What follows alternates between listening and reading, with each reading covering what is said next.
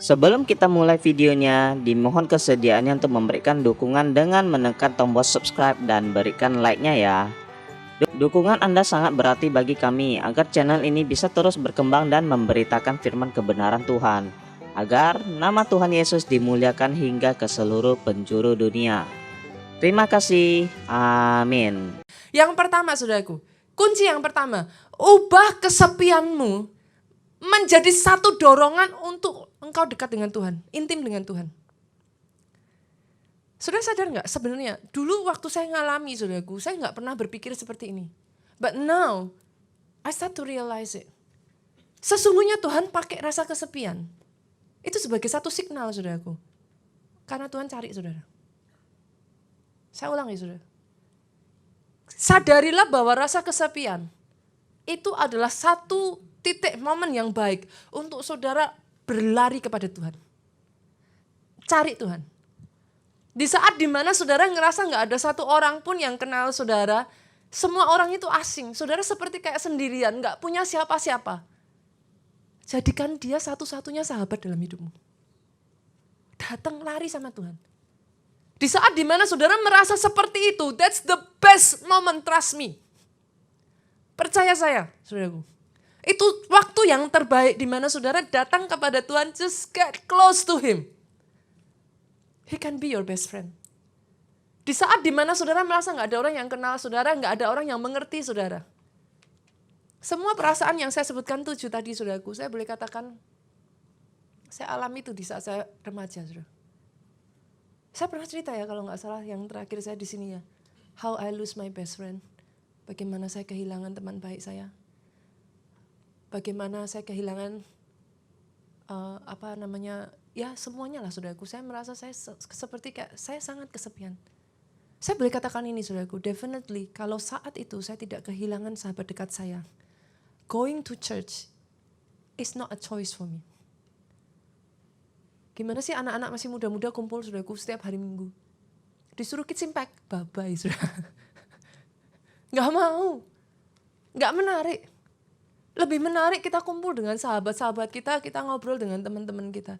Tapi justru karena di saat itu, Bu, saya diizinkan Tuhan, saya kehilangan best friend saya. Saya kehilangan satu lingkungan yang saya very close to it. I feel so lonely. Dengar baik, kalau saudara bisa menyadari perasaan kesepian, sesungguhnya Tuhan pakai untuk menarik saudara dekat dengan Dia. Di saat dimana saudara merasa semua teman-teman sudah punya pasangan, saudara gak punya siapa-siapa. Saudara tertolak, gak ada yang mau dekat dengan saudara. Rasanya seolah-olah saudara best friend pun gak bisa dipercaya. But He can be your best friend, you know. Saya rasa, saudaraku, ini yang dirasakan Daud. Pastor, gimana pastor tahu kalau itu yang dirasakan Daud? Literally loh, saudara. Dari 7 anak, Daud itu gak dipanggil loh. Saudara di sini kira-kira kalau jadi anak, Pak, kalau jadi anak, semuanya ditawarin loh jadi raja. Samuel datang, ini bukan kontes, sekedar kontes biasa loh, Bu. Ini milih raja loh. Menurut saudara, di kontes pemilihan raja, kalau bisa apa gak semua anak dimajukan, saudara? Ini ada satu yang disembunyiin loh. Saudara kalau jadi Daud nggak butuh nubuatan, saudaraku. Nggak butuh suara Tuhan untuk saudara mengerti kira-kira loh. Kalau jadi Daud, what do you feel?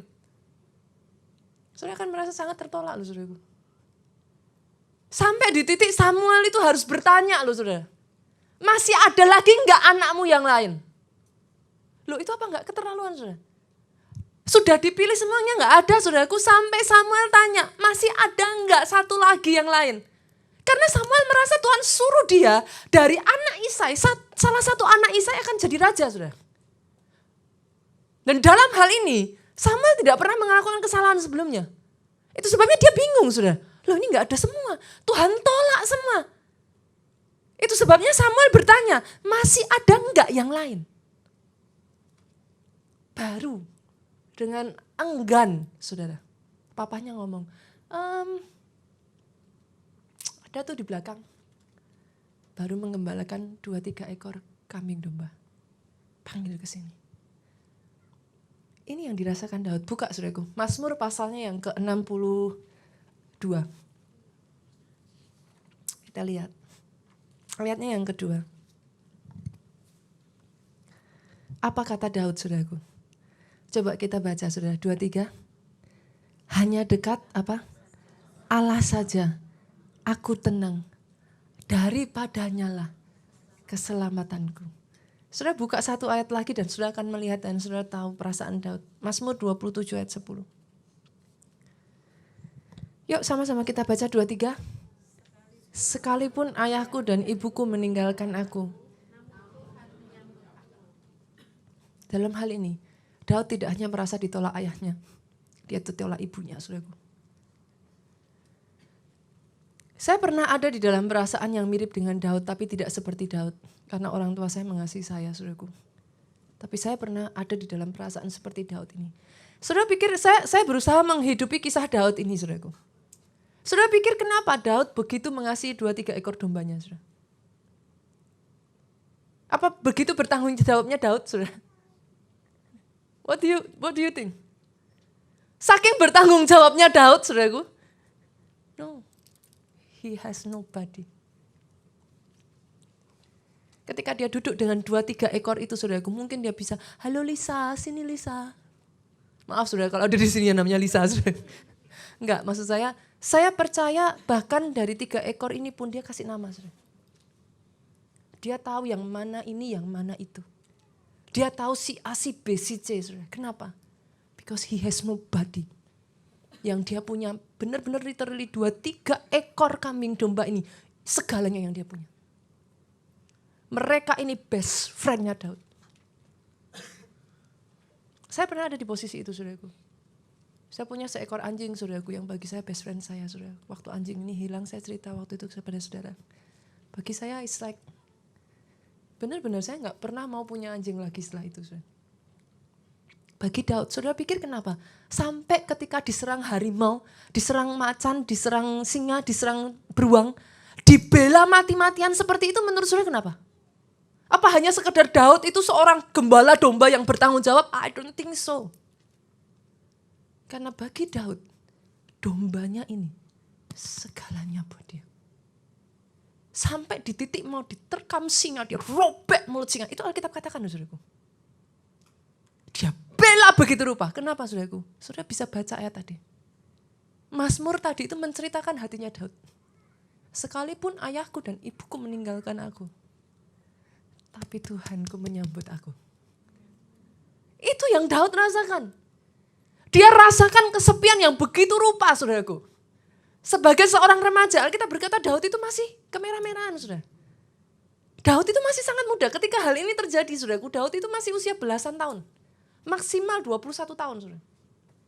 Karena setelah 21 tahun, orang Israel, pria, itu akil balik, saudara. Jadi di sini Daud itu masih sangat muda, saudara. Posisinya. Dia ada di dalam keadaan yang begitu down dalam hidupnya. Tapi tahukah saudara kenapa Daud itu begitu spesial di mata Tuhan, saudara? Kalau saudara bisa merubah kesepian saudara itu menjadi satu momen engkau mendekat kepada Tuhan. Dengar ini baik-baik, saudara. Tuhan akan menunjukkan hal-hal yang tidak pernah kau pikirkan sebelumnya. Engkau akan mulai bisa mendengar suara yang tidak orang lain bisa dengar. He is just so close to you. Itu yang saya rasakan, saudaraku. Itu yang saya alami. Titik di mana I have nobody dalam hidup saya, saudaraku. Itu titik di mana Tuhan tarik saya. Masalahnya dari banyak orang, saudara. Titik kesepian sesungguhnya adalah titik di mana Tuhan itu kepingin kita berlari kepada Tuhan. Tapi iblis kurang ajar, saudaraku. Titik kesepian dipakai untuk menghancurkan banyak orang. Berapa banyak saudara pernah mendengar kisah-kisah orang kesepian akhirnya menjadi depres? Depres, maaf Bu, akhirnya memutuskan untuk mengakhiri hidupnya. Saudara tahu yang saya maksudkan? That's exactly what I feel. I almost try to do it. Saya hampir berusaha juga saudaraku untuk bunuh diri saudaraku. Itu titik di mana saudara merasa so lonely. Tapi sesungguhnya saudaraku, yang Tuhan mau adalah di titik itulah, come to me. Datang kepadaku. Kenapa saudaraku? Ketika saudara datang kepada dia, yang harusnya loneliness itu menghasilkan emptiness. Saudara bisa ngerasain, orang kalau sudah kesepian, itu emptiness saudaraku. Kosong rasanya. Kalau udah kosong tuh pikirannya udah nggak bisa jernih saudara. Udah nggak bisa mikir, yang ada rasanya udahlah pokoknya kosong, udah nggak ada tujuan hidup, udah dah. Sebagian orang lari dengan cara yang salah Pak. Berapa banyak yang berusaha mengisi emptiness itu dengan narkoba. Betul? Karena pada satu titik tertentu saudaraku, dalam diri kita ada bagian diri kita ini yang tidak bisa diisi oleh apapun Pak. Orang akan crave, try. Mereka akan mencoba karena kosong saudaraku. They try to close it. Gimana cara menutup kekosongan itu? Mereka coba dengan narkoba. Saya nggak pernah pakai narkoba saudaraku, puji Tuhan. Saya tidak dibawa melalui itu saudaraku. Bagi saudara yang pernah, saya hanya bisa membaca. Saya tidak berhak ngomong secara detail dalam hal ini karena saya tidak mengalami secara pribadi saudaraku. Tapi setidaknya saudara bisa mendengar kesaksian-kesaksian dari teman-teman yang sudah berjuang di area itu saudaraku. Kesepian itu hanya bisa ditutup sementara dengan narkoba. But then, lubang itu semakin dalam saudara. Saudara tutup dengan alkohol, saudara tutup dengan apa? I don't know, kehidupan yang berfoya-foya. Masih ingat cerita anak bungsu, anak sulung? Masih ingat saudaraku? Apa yang dia lakukan? Coba kita buka yuk. Kita lihat ayatnya. Saudaraku, Lukas. Pasalnya yang ke-15. Ayat 11 sampai 24. Saya ajak saudara baca ayat 13 dulu saja. Boleh sama-sama satu ayat saja saudaraku. Beberapa hari kemudian apa saudara? Anak bungsu itu menjual seluruh bagiannya itu. Lalu pergi ke negeri yang jauh. Di sana ia apa? Memboroskan harta miliknya itu dengan apa?